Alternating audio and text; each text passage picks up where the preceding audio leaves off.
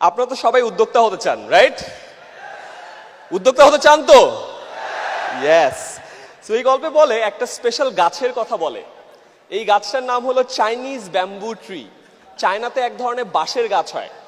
সেই বাঁশ গাছে যখন আপনি বীজ বপন করবেন, একদিন দুই দিন পানি দিবেন, গাছটা বড় হয় না। 1 মাস 2 মাস পানি দিবেন, গাছটা বড় হয় না। সার দেন, যত্ন করেন, কোনোভাবেই গাছটা বড় হয় না। 1 বছর বীজ থেকে চারা গাছ অঙ্কুরিত হয় না। 2 বছর, 3 বছর, 4 বছর পর ফাইনালি ওই বীজ থেকে অঙ্কুরিত হয়ে চারা গাছটা মাটির উপরে ওঠে এবং এরপরে মাত্র 4 সপ্তাহে চারা গাছটা 90 ফুট লম্বা বাঁশের গাছ হয়। কয় ফুট? 90 ফুট। এই গল্পটার সাথে আপনাদের সবার লাইফের মিল আছে। আপনারা এখন অনেক কষ্ট করছেন, অনেক কষ্ট করে ঢাকায় আসছেন, অনেকের সাথে পরিচিত হওয়ার চেষ্টা করছেন, নেটওয়ার্কিং করছেন, কল দিচ্ছেন, হয়তো পাত্তা পাচ্ছেন না, অনেক জায়গায় যাচ্ছেন, কাস্টমার কিনছে না। মনে রাখেন, আপনারও বীজটা একটু অঙ্কুরিত হতে টাইম লাগছে। ওই যে 4 বছর একবার করে একবার যখন ওখান থেকে বের হবেন, 4 সপ্তাহে 90 ফুট এই স্টেডিয়াম পার হয়ে যাবেন। ঠিক এখানে একটা মজার বিষয় আছে। তখন ওই চারা গাছটা দেখে বাকি মানুষ কিন্তু বলে যে আরে মাত্র 4 সপ্তাহে চারা গাছটা 90 ফিট লম্বা হয়েছে। আসলে কি 4 সপ্তাহে 90 ফিট লম্বা হয়েছিল? 4 বছর 4 সপ্তাহে 90 ফুট লম্বা হয়েছিল। তো মনে রাখেন, আজকে যদি আপনাদের এফর্ট গুলো বা আপনাদের কাজগুলো কেউ ভ্যালু না করে, আপনি এখন ওইখানে আছেন, টাইম কিন্তু কাউন্ট হচ্ছে।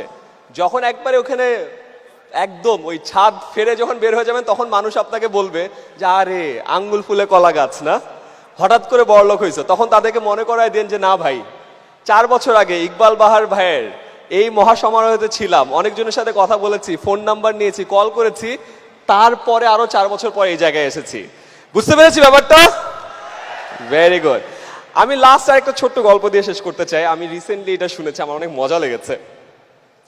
আমরা সবাই যখন উদ্যোক্তা হতে চাই বা কোনো একটা কাজ করি, শুরুর পথটা অনেক কঠিন হয়। আপনাদের সবার নিশ্চয় অনেক কঠিন একটা সময় যাচ্ছে, তাই না? অনেকে স্ট্রাগল করছেন, অনেকে চিন্তা করছেন ছেড়ে দিব কিনা, বাট তাও এই জায়গাটা আপনি ধরে আছেন। একটা অদ্ভুত জিনিস আমাদেরকে আটকে রাখে, এটাকে বলে কমফর্ট জোন। কি জোন?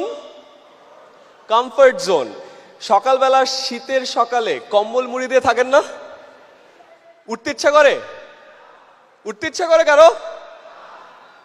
আপনি অনেক কমফোর্টেবল, আরামে ঘুমিয়ে আছেন, আপনার উঠতে ইচ্ছা করে না, আপনি ওই জায়গায় থাকতে চান। আমাদের লাইফেও আমরা যে যে জায়গায় আছি, ওই জায়গাটি নিয়ে আমরা অনেক কমফোর্টেবল এবং এই জায়গা ছেড়ে আমরা বের হতে চাই না। আমি কিছুদিন আগে একটা গল্প পড়লাম যে এক বিশাল রাজা ছিল, তাকে 2টা টিয়া পাখি গিফট করা হয়। কি পাখি? টিয়া পাখি। অ্যান্ড টিয়া পাখিটাকে সে তার রাজ্যের বাগানে রাখে এবং কিছুদিন পর টিয়া পাখিগুলো একটু বড় হয়। বড় হওয়ার পর একটা টিয়া পাখি ওড়া শুরু করে, আরেকটা টিয়া পাখি উড়ে না। সো রাজা তো একটু কষ্ট পেল যে আরে আমার এক টিয়া পাখি কি সুন্দর উড়ে বেড়াচ্ছে, আরেক টিয়া পাখি তো উড়ছে না, কি হবে? অনেকদিন চলে গেল, ওই টিয়া পাখি উড়েই না। সে রাজ্যের ডাক্তার আনলো, পশুর ডাক্তার আনলো, টিয়া পাখি পালন করে এরকম মানুষ আনলো, কেউ কিছু করতে পারে না। কি ঝামেলা। পরে একদিন এক কৃষক এসে রাজাকে বলল, রাজা আপনি যদি কিছু মনে না করেন আমি একটু দেখি। রাজা বলে দেখো। তারপরে লোকটা কিছু একটা করলো। রাজা কিছুক্ষণ পরে এসে দেখলো তার 2টা টিয়া পাখি উড়ছে।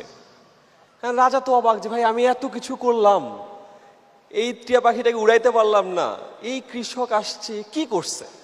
তো কৃষককে ডেকে পাঠায়, যাই তুমি করছোটা কি? রাজা আপনি যদি খেয়াল করে দেখেন, আপনার যে টিয়া পাখিটা উড়ে না, ওই ডালের ওই ডালটাতে বসে থাকে, ওই ডাল ছাড়া কোথাও যায় না।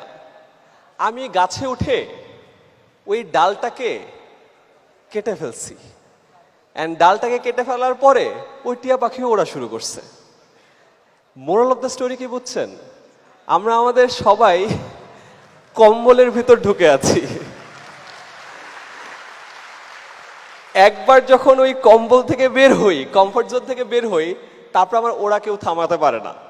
সো যে যেখানে আছেন, আজকে ভাবছে যে না শুরু না করি, আরো কয়েকটা মাস দেখি, 2 মাস দেখি, আরো একটা কনফারেন্সে যাই, আমার মনে হয় যে ওই কমফর্ট জোনটা ওই ডালটা যেখানে বসে আছেন নিজে খুব আরাম করে বাদ দিয়ে দেন, বাসা থেকে বের হয়ে যান, ঢাকায় চলে আসেন বা যে কোনো জায়গায় আপনার যে ব্যবসাটা যেখানে আছে শুরু করে ফেলেন। আর দেখবেন একবার ওই ডালটা কাটা হইলেই আপনার কমফর্ট জোন যখন চলে যাবে দেখবেন আপনিও ওড়া শুরু করেছেন। কথা কি বোঝা গেছে? এই জিনিসটা আমাকে অনেক হেল্প করেছে। সো রিসেন্ট টাইমসে আমি অনেক জায়গায় আমার কমফর্ট জোন থেকে বের হয়ে আসছি।